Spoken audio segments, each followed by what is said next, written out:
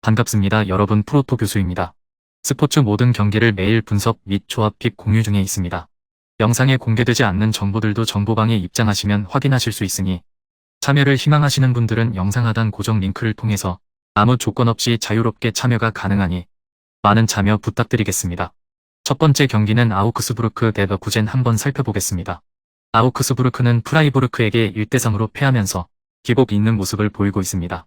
그래도 도르트문트와 난타전을 벌이고 멘헨글라트바흐를 잡아내는 등 강팀들을 상대로 상당히 인상적인 모습을 보여주는 유형의 팀. 실제로 마지막 맞대결에서는 2대1로 레버쿠젠을 잡아낸 바 있습니다. 다만 강팀들과 좋은 경기 내용을 보여줄 때도 난타전 양상이 짙었을 만큼 수비적으로 약점이 상당히 뚜렷한 유형입니다. 올 시즌 슈팅을 허용한 액션이 리그 최상단에 위치해 있고 박스 안에서의 수비도 크게 좋은 타입은 아닙니다. 레버쿠젠과의 중앙 싸움 승리 여부도 장담할 수 없는 상황이라 이번 경기에서도 수비적으로 위기가 상당히 많이 찾아올 수 있습니다. 그나마 기대할 수 있는 공격력도 장담하기 어렵습니다. 팀 내 최다 득점자인 데미로비치가 카드 징계로 이내 결장이 확정된 상황이기 때문 측면에서 활약하는 한도 부상으로 꽤 결장이 길어지고 있습니다. 레버쿠젠은 도르트문트에게 0대2로 패했습니다.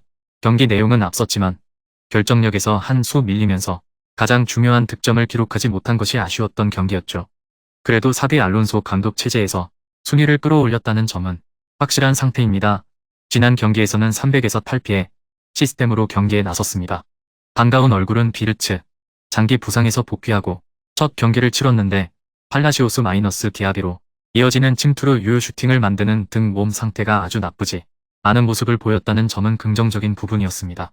미드필더 주도권 싸움에서 강점을 꾸준히 보이는 타입인데 공을 소유하면서 상대를 끌어들이고 전원 패스를 시도해 공간을 넓게 활용하는 방식이 잘 통하고 있습니다.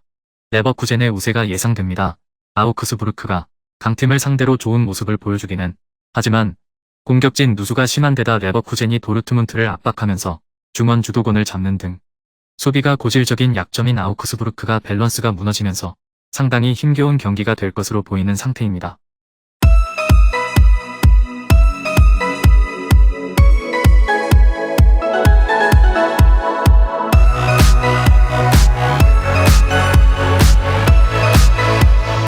두 번째 경기는 도르트문트 대 프라이부르크 한번 살펴보겠습니다. 도르트문트는 레버쿠젠을 2대0으로 잡았습니다. 결정력에서 앞서면서 승리를 거두었으나 경기 내용은 레버쿠젠에게 상당히 밀리는 모습을 보여주었다는 점이 아쉬죠. 벨링엄이 카드 징계에서 돌아왔기에 합리적인 플랜으로 보여졌으나 외주잔, 엠네잔 라인이 상대 압박에 밀리면서 중앙 장악에 실패했습니다. 코벨의 활약이 아니었더라면 경기 초반부터 경기가 꼬였을 수 있었던 상태죠. 문제는 프라이부르크도 전방위적인 압박을 바탕으로 상대를 조이는 운영에 능하다는 점. 대신 프라이부르크가 공격적으로 나서는 팀이라 도르트문트의 고질병인 텐백 돌파의 난조를 보이는 점은 상쇄가 될 것으로 보입니다. 주전 스트라이커인 무코코가 이적설 등의 이유로 좋은 모습을 보여주지는 못하고 있으나 알레와 아데에미가 지난 경기에서 꽤 좋은 폼을 보여주었고 아데에미는 분데스리가 첫 골을 신고하는 활약을 보여주었던 점은 긍정적인 부분입니다. 프라이부르크는 3대1로 아우크스부르크를 잡아내면서 후반기 첫 승리를 거둘 수 있었습니다. 그리포가 몸 상태 때문인지 선발로 나오지 않은 상황에서 거둔 다득점 승리라 더욱 뜻깊었던 승리.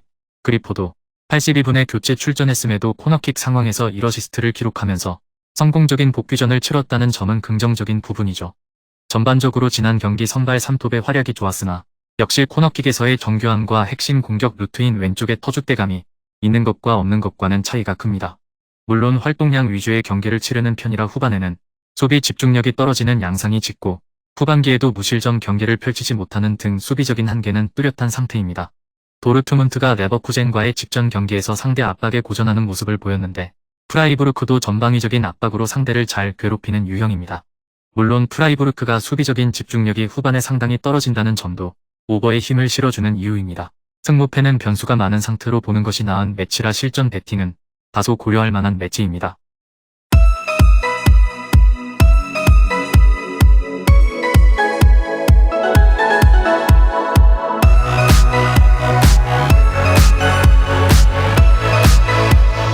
마지막 세 번째 경기는 우니온 베를린 대 마인츠 한번 살펴보겠습니다.